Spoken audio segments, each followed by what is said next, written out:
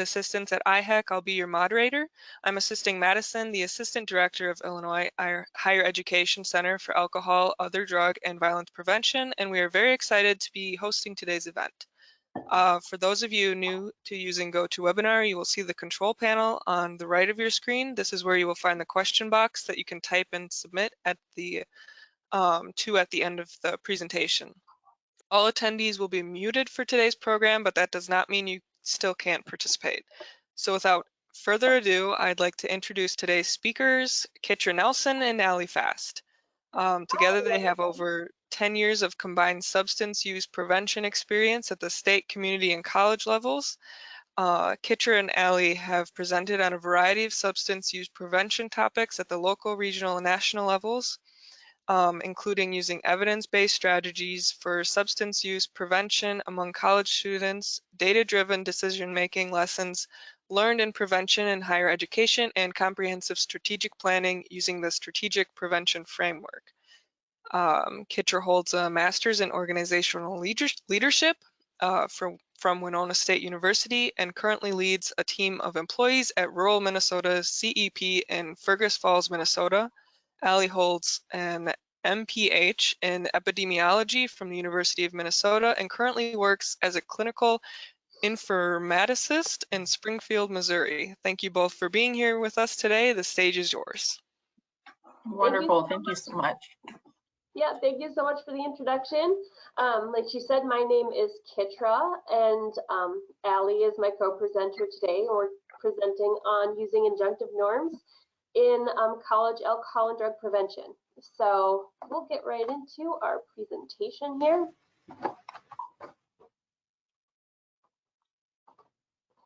So first, what we're going to do is we are going to have you guys do a little introduction of yourself. So let's just take a minute or two. If everyone wants to use the chat function and type your name, maybe which campus you work on, and then maybe about how long you've been working in higher education or prevention.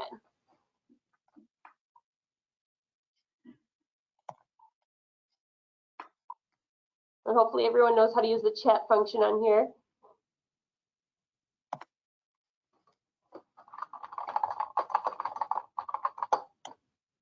I'll send out a little chat.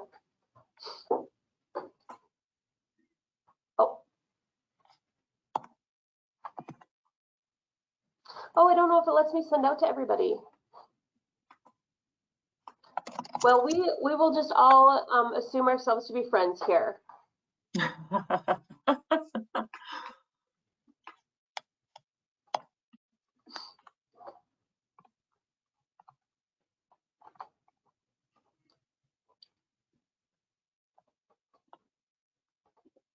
So what we're going to do is we are going to do a little poll today. So I've got a few questions on here. So everybody's going to need some sort of technology. So you can either go to pollev.com.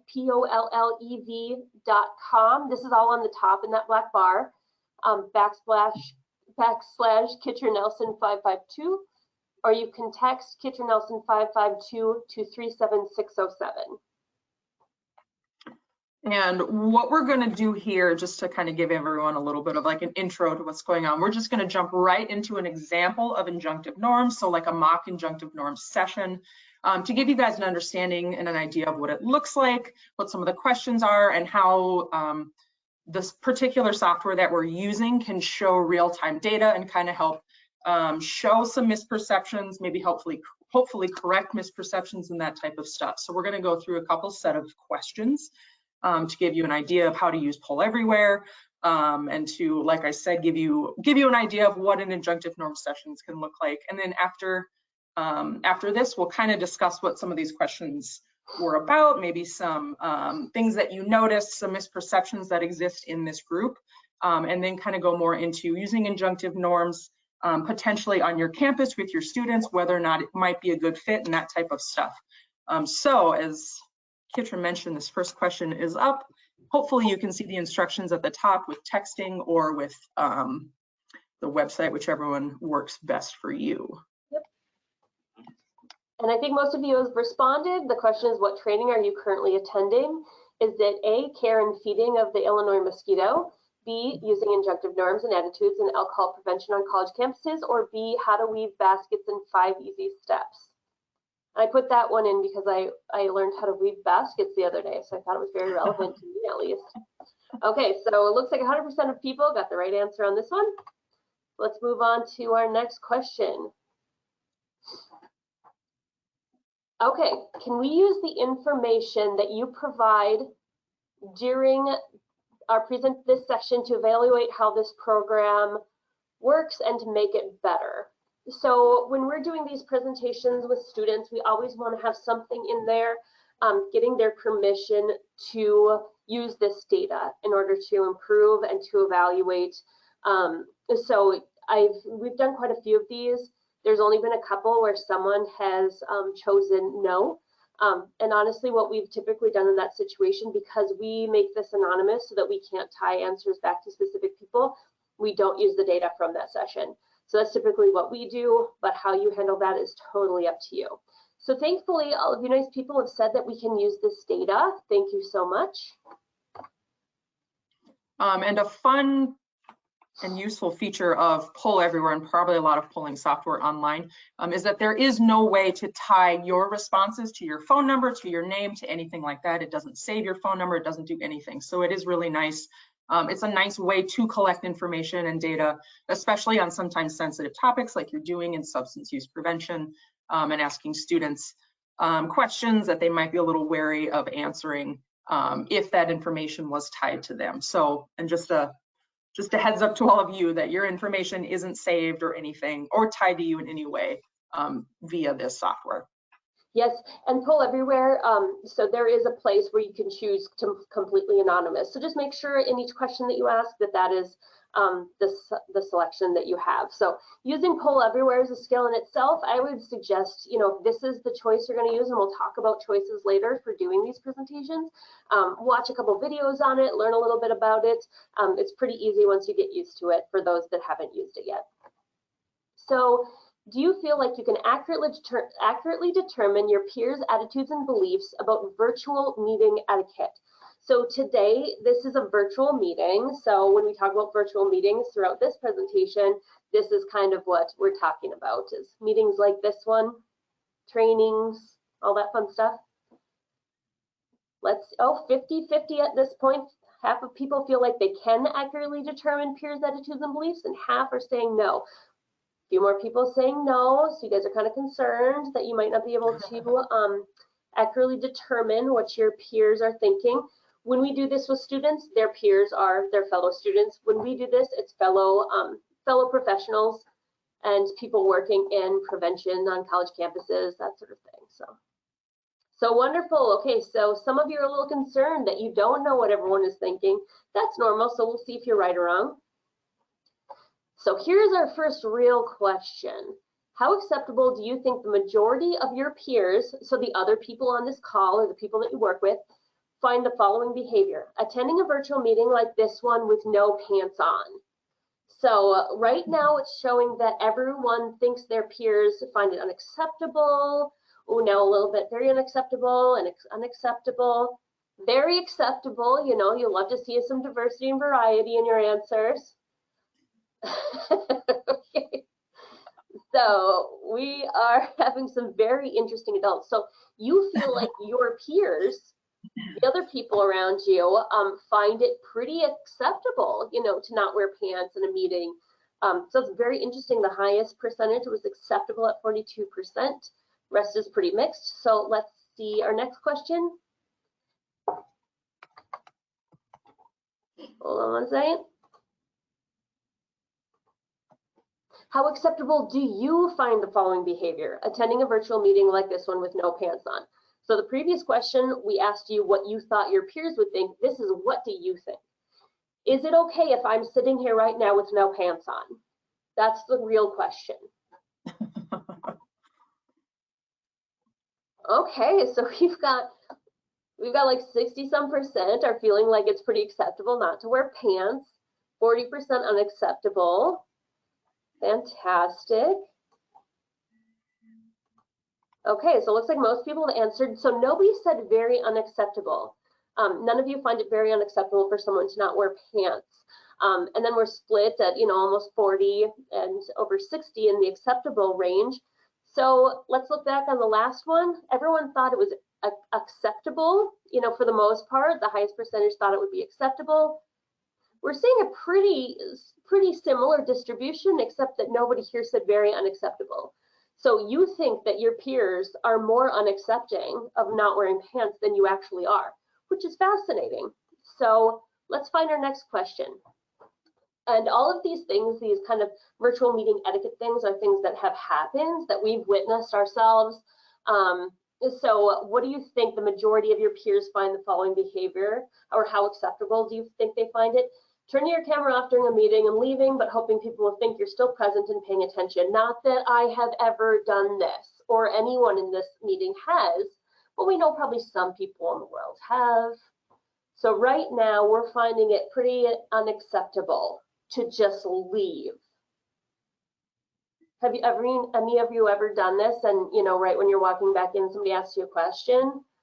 Again, not that that would have ever happened to me. I'm just, just thinking about the options here. Okay, so we find this pretty unacceptable. 8% find it acceptable. Over 90% find it unacceptable or very unacceptable to turn your camera off during the meeting. So you think your peers are really against this, right? Now, how about you guys? How acceptable do you find the following behavior? Turning your camera off during the meeting and leaving, but hoping people will think you're still present and paying attention. So we have just unacceptable right now, a little bit acceptable. As an aside, as people are answering, when we do this with students, we typically don't do the live polling where you can see it as it moves, just because people then might feel like people will be able to identify the change in the answers when they have answered. But I think it's kind of fun to do it this way during groups like this. So you guys find it pretty unacceptable to do that too. So again, if we look back, we said 86% found it unacceptable or very unacceptable to leave, and here 71%. So you guys are a little more accepting than you think your peers are. Very interesting. Okay. Next question. How acceptable do you think the majority of your peers find the following behavior, arriving at a virtual meeting more than 10 minutes late? So very unacceptable, unacceptable, acceptable, or very acceptable. I am not watching the attendees to see who comes in and out of this meeting, so don't worry. But how do you think your peers feel about people showing up late? So it looks like, we have 9% acceptable, and everybody else is saying very unacceptable or unacceptable. You think your peers are pretty against this.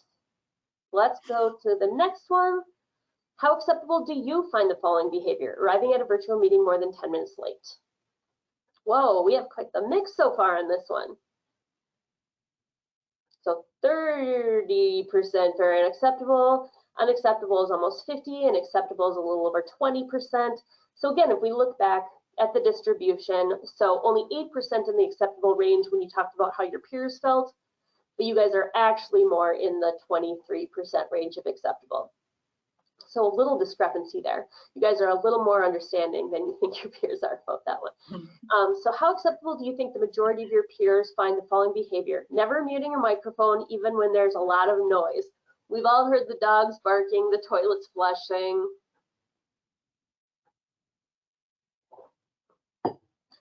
I can't tell if nobody's answering, if just everybody's choosing very unacceptable to this one.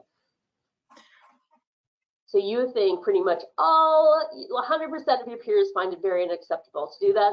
How about you guys? How acceptable do you find the following behavior? Never muting your microphone even when there's a lot of noise.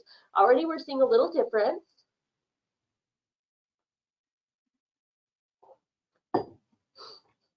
So we've got 8%. So before we had 100% and very unacceptable.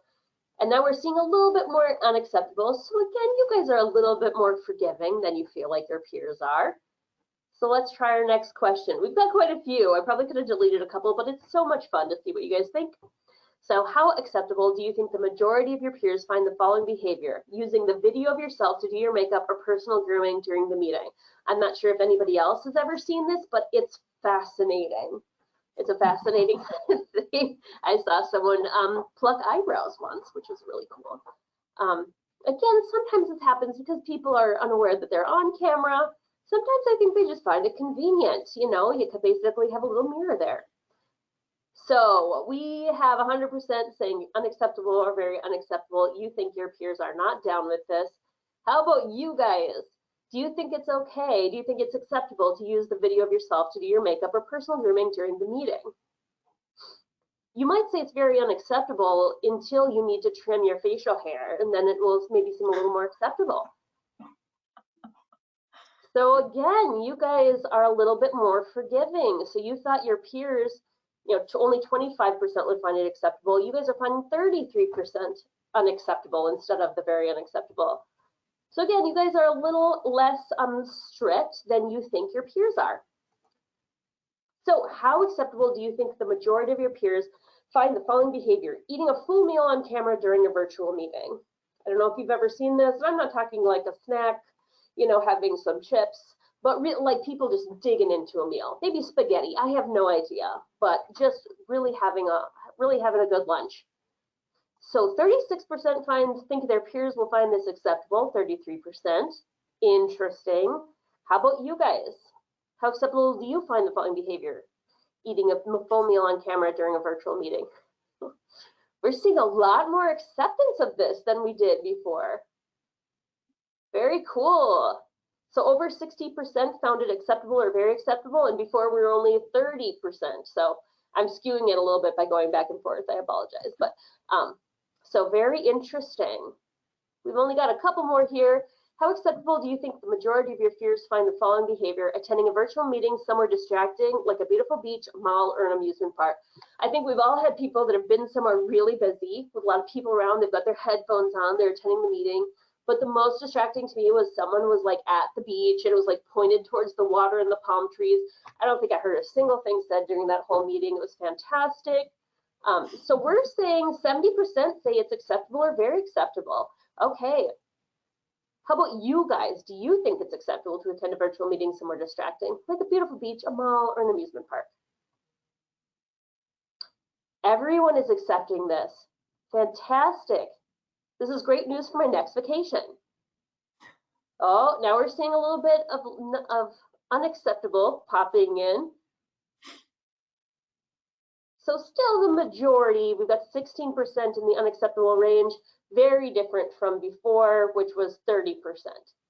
So you guys are far more accepting. And then I think this is the last one. How acceptable do you think the majority of your peers find the following behavior?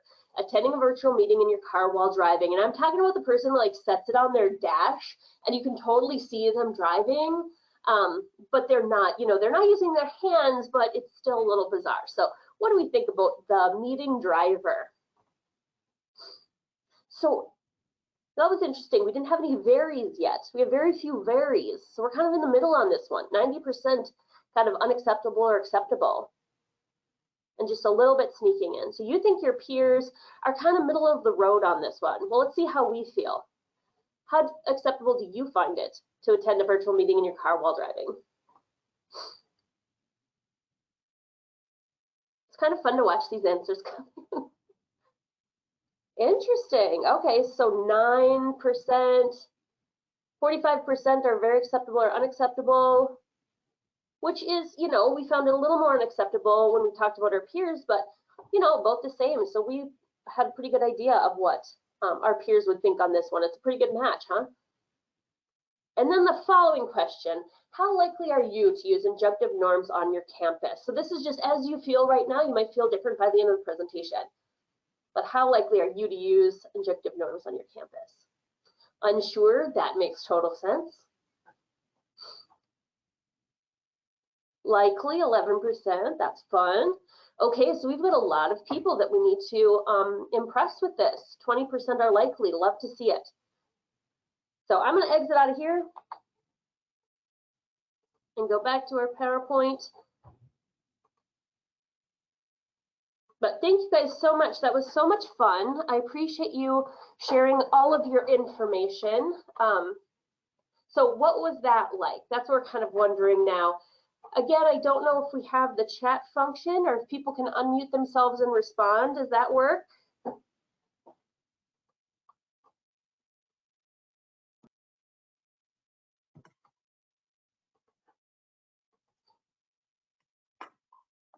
Okay.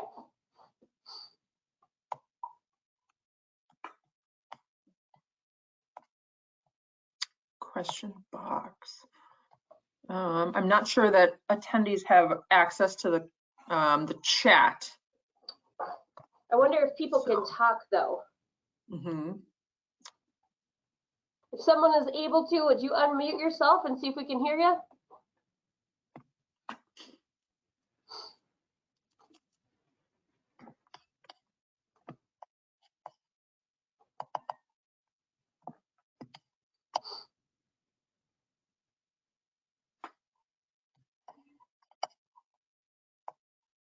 Maybe Eric or Jen knows if we're able to do that. I'm not sure that they can unmute.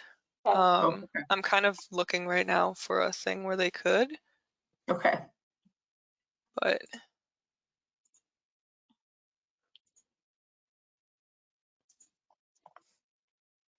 Well, if not, we can kind of go through this.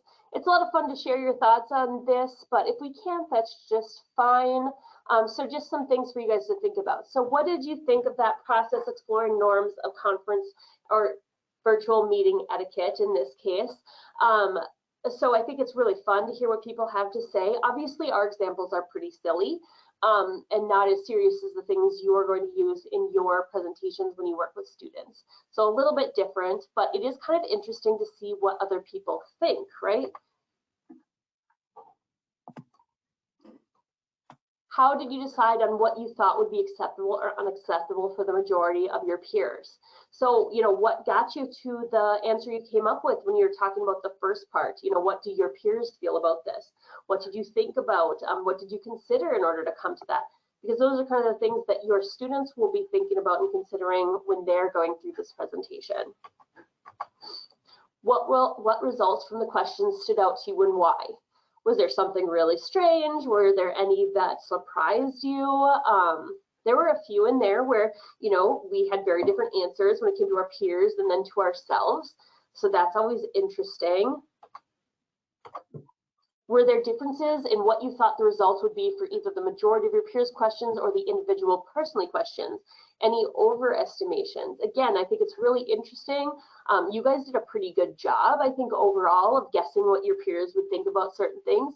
But I do find that when we did the personally stuff, we were much more accepting than we thought our peers are. But the people answering this poll was our peers. So we tend to think people are less accepting than they actually are, I think, in some cases. So if you did something that the majority of peers at a professional conference or in a virtual meeting or something like that found unacceptable, would you want a fellow professional to talk to you about it? If so, how? And do you think that somebody actually would talk to you about it? So this is going back to, let's say you are a person who just does not mute. Mute your audio when you're on virtual meetings. Would you want a peer to, you know, call you afterwards and be like, listen, you got to start muting yourself, we can hear everything? Would you want someone to talk to you about that stuff, to let you know kind of what's expected, what's acceptable? And if so, how would you want them to do it? So I'll let Allie talk a little bit about social norms here. All right, so we just practiced implementing injunctive norms in a mock injunctive norms session. And then Kitra led us through some discussion questions to kind of make us think about things that might have stood out to us, our own perceptions, looking at some possible misperceptions, right, and thinking how that could work in a student population. And then kind of thinking also about the implementation process, hopefully how this might be implemented on your campus with your students if you were to do that. But now we're going to kind of go over some information about different types of norms and then discuss the use of injunctive norms in alcohol prevention on college campuses. So injunctive norms falls under the social norms umbrella. So social norms, as you can see on the screen, are unwritten rules about how to behave. They provide us with an expected idea of how to behave in particular social groups or cultures. They are the accepted standards of behavior in social groups. So there are two different types of social norms. There are descriptive norms and there are injunctive norms. So if If you'll go to the next slide, Kitra. So descriptive norms represent perceptions of the extent that others engage in a behavior, where injunctive norms represent perceptions regarding the extent that others approve of a behavior. So as you see again on the screen, descriptive norms are people's perceptions of how people actually behave, versus injunctive norms are people's perceptions of what behaviors are approved or disapproved by others. Sometimes they're referred to as moral norms. Research has found that where injunctive norms explain attitudes, descriptive norms are the ones that contribute to behavior. So there are some differences there. Next slide, Kitra. So why might you choose to implement injunctive norms on your campus? So research supports normative correction, especially in close reference groups, which are often found on college campuses, right, when you're working with specific groups of students. So say you're working with student athletes, with Greek life, with a close group of like freshmen going through Welcome Week, those type of close reference groups. Research has shown that something like this, injunctive norm sessions, can support normative correction for alcohol prevention. Injunctive norms also address perceptions of peer alcohol use, as we've seen. So some questions to kind of think about with injunctive norms are, do your data show that misperceptions might exist? So the whole purpose of this, as we kind of saw when Kitra took us through those questions, is to look at the differences between our behavior and perceptions. And if you have data that shows that that kind of a misperception might exist, injunctive norms could be a really good fit. Even if you don't have really like concrete data that shows that, if you have a solid hypothesis, right, an idea that misperceptions might exist, so maybe you talk to groups of students, you've been talking to student athletes, you've been talking to Greek life, you've been talking and learning that like there is a big misperception among students with behavior and how they perceive, right, how other people act. Injunctive norms can help address that. It is low cost and sustainable, which probably all of us, that's a pretty big thing, right? When you're working with a limited budget or grant funding, things like that.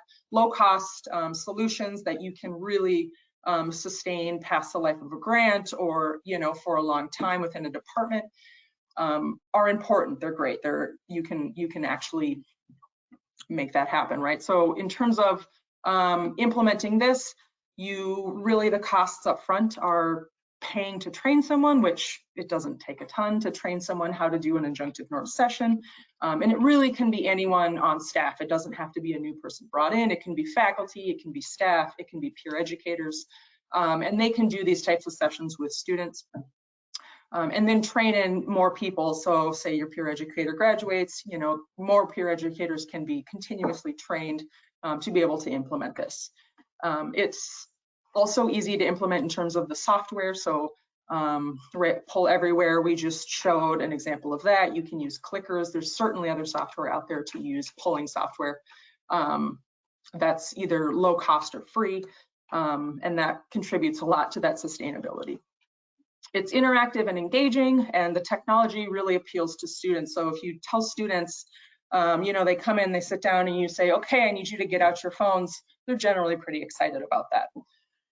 The real-time data from peers has a lot of relevance. So as we saw earlier, when you're working with a peer group, it's interesting to be able to see that data come in. And it's really relevant when you're with a bunch of individuals that are similar to you to see what that data looks like and to be able to compare. Also very important, it asks about beliefs. It does not ask about actions. That can be especially important, as we know, with substance use prevention. Say you're working with underage students or you're working with a team, right? You can't often go in and ask about use. That can get students in trouble. They're not going to want to be honest, that type of stuff. So if you're asking about beliefs, asking about perceptions, that's a way to get around that and still engage students in prevention efforts in a way that's meaningful to them, but not in a way that they feel uncomfortable with in terms of getting them in trouble. And finally, it's fun, which we all have been part of substance use prevention efforts or know of with students that they don't like it, they hate it. And we've had pretty good experience with students engaging in injunctive norm sessions, and they generally enjoy it. All right, I'm going to hand it back to Kitra. So I'm going to talk just a little bit about how you would use injunctive norms in your overall prevention strategies. So injunctive norms isn't necessarily just a standalone strategy where you're addressing, substance abuse prevention, and this is the one you're going to do. So I'm assuming most of you, some of you probably use the strategic prevention framework, and those of you that don't probably do some planning and things like that, and choose a variety of strategies to address your different local conditions or the things you're trying to change. So on the left, I just had a little diagram I had made when I worked at a community college on the different strategies we were using and how they work together. So on the top of the pyramid, the largest part is kind of the reach. So the ones towards the top are going to reach the most students, and towards the bottom, reach the fewer students. So on top, universally and community level with social norms and social marketing campaigns, our goal was to have that available, accessible, and viewable by everyone. So that would reach the most people. Then we'd have, some of those different technology kind of data things, the screen you, well-tracked sort of stuff. And then after that, injunctive norms education. So we wanted to go through these sessions with a lot of different students and also use that data that we got from those sessions in order to do marketing and things, injunctive norms campaigns where we'd get that data out to people.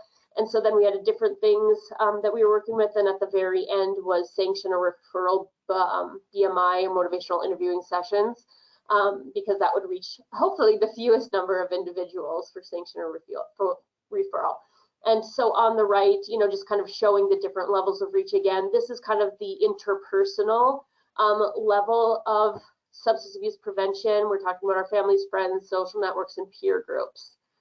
So that's kind of just the reach and how it might fit into your overall plan. So I think some of the goals when you're doing the implementation of injunctive norms re-education programs is to increase understanding of drinking norms in a student group or team. So kind of when the team is thinking about, a team member is thinking about, should I drink, should I binge drink, should I do these things, they're going to think about their team and, well, what would they think? Do they think that's okay, right? So this is kind of letting people know what their peers think and find acceptable. If they find that their team finds something pretty unacceptable, they're probably going to be less likely to do it, right? So it will correct misperceptions about the acceptability of alcohol use in the group or team. Again, we use alcohol use here. You can do it with marijuana use. You can do it with a lot of different things. Injunctive norms are pretty universal. This is just talking, like Ali said, correcting those misperceptions. But again, you want to make sure there are misperceptions before you do something like this or you ask certain questions. You don't want to correct misperceptions in the wrong way. So let's say you have a survey that you do annually or something, and it finds that students underestimate the amount of students that are binge drinking. Maybe you don't want to ask about binge drinking because if 30% of them think that it's acceptable to others, then you tell them, well, no, 50% of them think it's acceptable. That's not what you want to do. So you want to be careful with your data to make sure that there is a misperception and that you're correcting it in the way that you would like. So also reduce drinking rates, marijuana rates, those sort of things, and binge drinking rates. So the groups that we would present with, things like orientation groups, so new students, that can be helpful. It can be helpful in those sessions to kind of provide data too about what second, third, fourth year students answer to some of these questions, but also they can talk to their co-orientation attendees who are also new and find out what the rest of the new students, the freshmen coming in, are thinking. And then athletes are great. Teams and athletic directors, things like that, tend to be really positive about this and really want you to come in and do these sessions with their teams. So that's really helpful. Might differ on your campus, but the ones we've worked on was great. Classes, different classes. So one thing we did was don't cancel that class. So if an instructor had to cancel for some reason last minute, they could call us, and if we were available, we would come and do a session with their classes. We'd also do first year experience, things like that, where we were scheduled to come in and do those classes. And then to student organizations and clubs, we would do a lot of presentations there. There are a lot of different groups that you could do these sessions with that can be really helpful. Greek life, that sort of thing. So The facilitator, you can have staff as facilitators or students. So peer educators are great for this. It does take some training to make sure that they have the kind of interactive and moderation kind of skills to be able to do this, because sometimes tricky things can come up. It can sometimes be staff plus a peer educator, but also having staff do it seems to be fine. And then the sessions, they're easy to implement virtually, like we did one just a little bit ago, and that was pretty easy to do. 15 to 25 questions seems to be kind of the sweet spot of number of questions to ask. Too few and you might not have enough to talk about, but too many and you're going to have way too much to go over in the time that you're allowed. So you can utilize clickers or texting and polling software. I think clickers are less common now as we've been through the pandemic and things. Just handing those things out, taking them back in and stuff is not as popular. But texting and polling software, we just used our phones a little bit ago and that works well. And then discussions. So there's a couple different ways you can do this. So when we did it a little bit ago, we went through the sets of questions. So we'd ask the what do your peers think one, and then what do you think, and then kind of talk about them and compare them.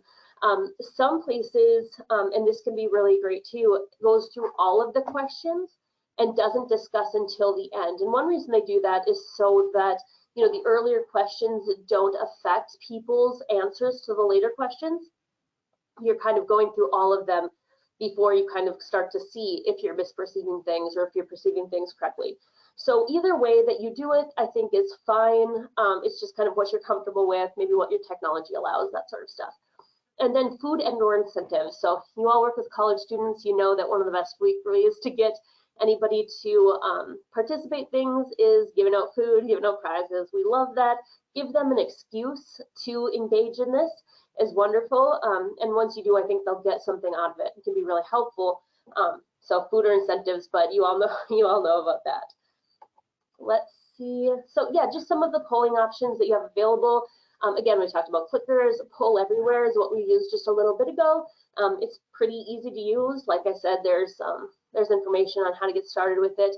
There's something called Kahoot that I have not used. There's others. There's all sorts of new ones. Plus, if you're doing virtual, they have different polling software within the different platforms. Like Zoom, I think, has their own polling program within it. Correct me if I'm wrong, but so there's a lot of different options for doing this. So I don't know if Allie wants to talk about evaluation. Yes. All right. So we all know how important the evaluation of strategies is, both in terms of showing whether or not a strategy worked, but also showing whether or not it worked as intended. Many of us are also probably grant funded, which means it's important to show that that funding made an impact. Even if you're not grant funded, right, you're working with college budgets, different stuff like that. You want to show that what you're doing has an impact, a positive impact among students. So we kind of talked a little bit already about injunctive norms data being, collected and used for different purposes. Certainly during the session, used for the correction of misperceptions, but it also can be used. You can use injunctive norms to collect some evaluation data. So, for example, you can collect data in a pre-post survey format, that type of stuff, and then you can use that data to understand and evaluate participants' self-reported understanding of alcohol use norms. And as always, when you're working with evaluation or when you're working with data collection, you want to make sure that you are having that conversation with your evaluator, with your data analyst, whoever you work with to evaluate and to analyze data, to kind of come up with a plan about how this could look and make sure there's capacity there. But assuming that's all good, to evaluate injunctive norms, you can ask, some pretty basic questions that you can even just put right into the session and do virtually. So do over poll everywhere, do with clickers, stuff like that. So asking participants after the session, if at all their understanding of the drinking norms among their peers changed, or asking about their perceptions of the acceptability of alcohol use among their peers, or whether they overestimated, underestimated these perceptions, things like that.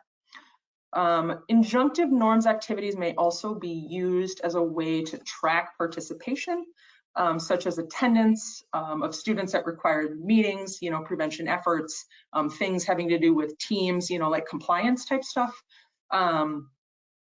which can be really useful for a lot of different groups of students. So as Kitra and I mentioned earlier, a lot of times this will be, these sessions and the data that's collected will be anonymous, right? It's not tied to a student phone number, a student name. So sometimes you might have to get a little bit creative with how that tracking can look. But we all, know some kind of ways around that. So say if you were to do a paper evaluation, you can have students put their, some type of information on that, or however you want to do it. It's a great way if you have to go through those sessions and you have to make sure students are there to incorporate some type of participant tracking into that to make sure the students are going through the required training.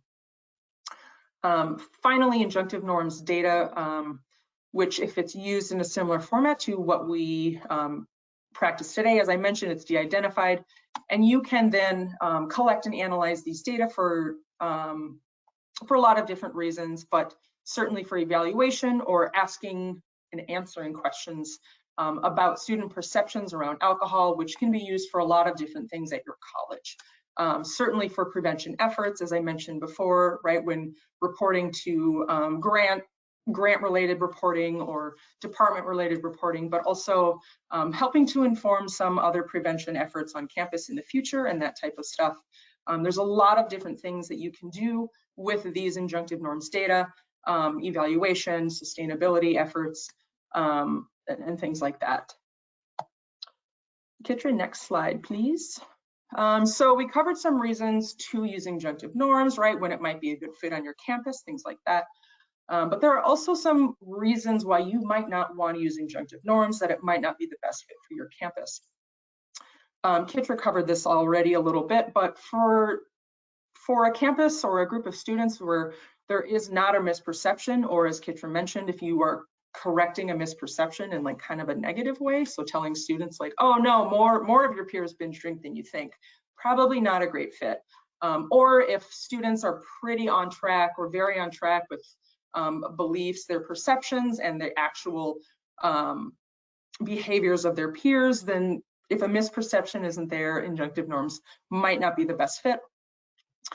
If there is no close, we're going to go back one, close reference group for the students, so it might not be the best fit for a large group of students that has some freshmen, has some seniors, has some graduate students, just a lot of different groups. If there's no close reference group for them, and the data's maybe a little bit meaningless for them, right? They don't have that close group of peers to tie it to, it might not be very impactful. Again, or a commuter campus, right? If students, that can have an impact on how students feel in terms of relation to their peers, that can kind of be a different relationship. And then if there's no buy-in, so if your staff, faculty, administrators, if they're not buying into the strategy, they're not buying into prevention efforts, you definitely need that buy-in to get into classrooms, to be able to talk to groups of students, if you have athletics, to be able to talk to coaches and that type of stuff. Okay, next slide, and I'm going to hand it back to Kitra.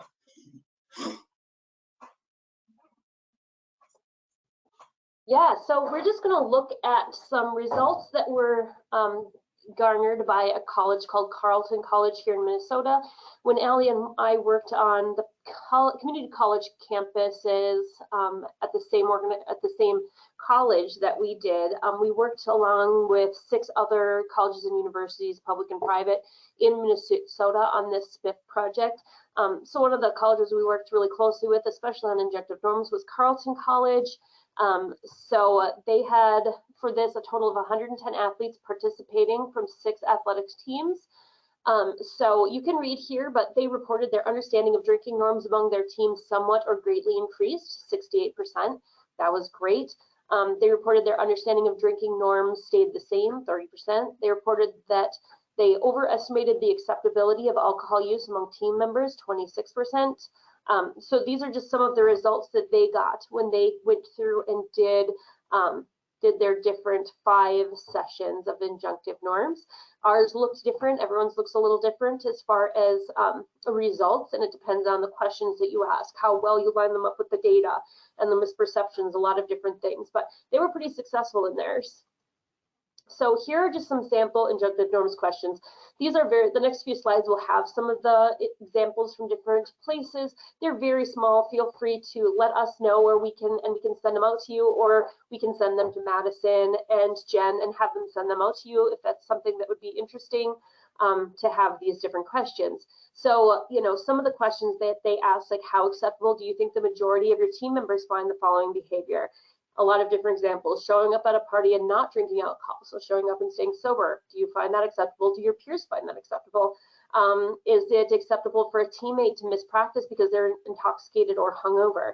So these are some of the very team-focused ones, but they can be relevant to all groups. And then how do you personally find the behaviors? So these are just some examples used. I think these were Carlton questions.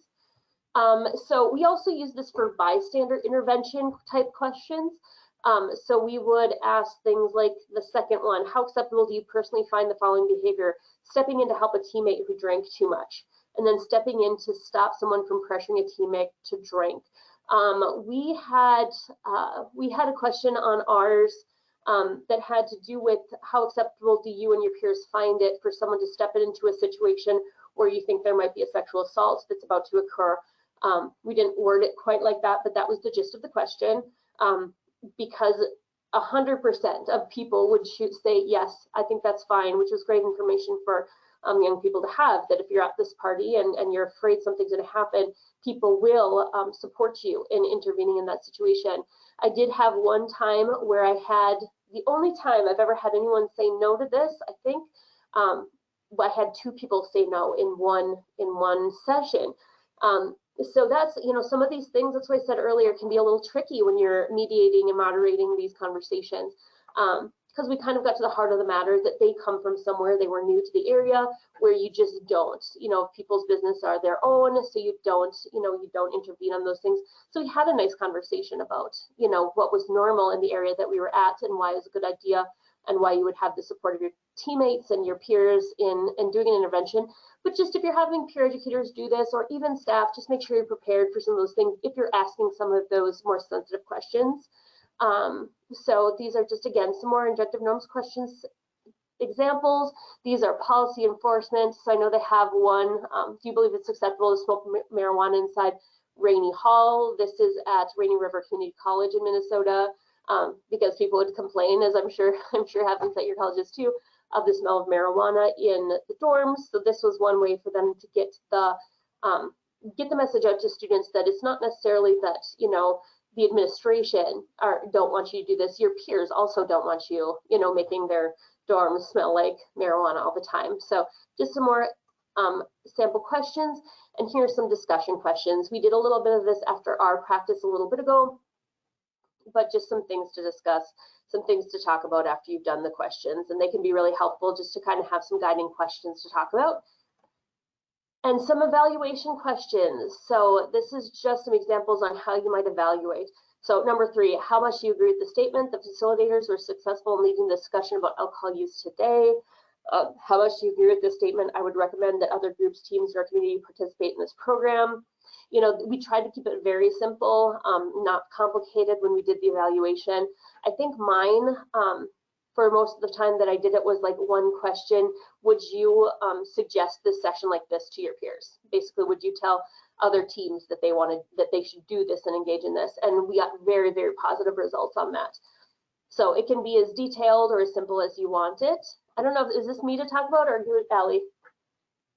I could talk a little bit about it, but so not only do you get some data that's useful for evaluation and things like this, but you can share it as if it's a social marketing or social media campaign. So this is, again, Rainy River, and so on the right you see this says most 87% of new RRCC students believe it's okay to come to college and choose not to drink. And that is data that they had gotten from their injunctive norm sessions. Again, it's nice if you can do it as quickly as possible, and you can even say like this year, or fall 2022 or something like that, spring 2022, so that it's most impactful when you're sharing this data. Here's some other ones. Most Rainy Hall residents believe it's okay to come to college and choose not to use alcohol or marijuana.